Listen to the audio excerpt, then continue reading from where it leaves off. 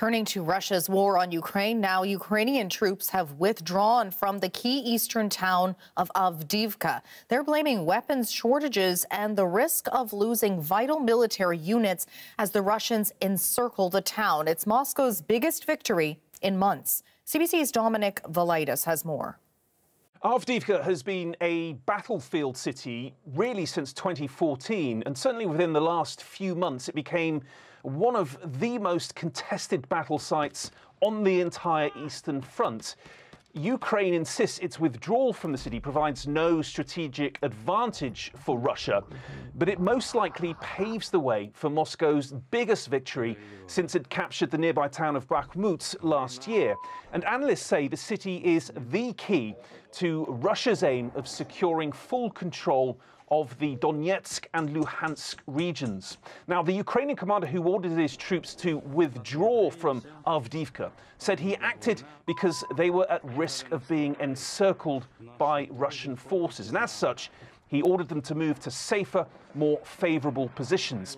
Nevertheless, leaving the city is a bitter, bitter pill for the Ukrainians to swallow. They had a hell of a fight on their hands there, and that was made all the much harder, partly by the fact that they've been running low on artillery ammunition, which Russia has mountains of and was using against Ukrainian positions in the city.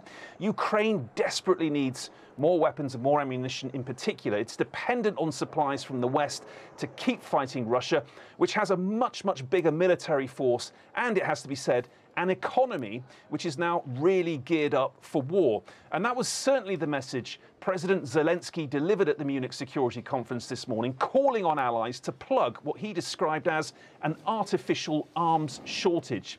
Meanwhile, Ukraine is still waiting for tens of billions of dollars in funding from the United States, which, although was approved by the Senate this week, is likely to face stiff resistance from hardline Republicans in the lower chamber, the House of Representatives.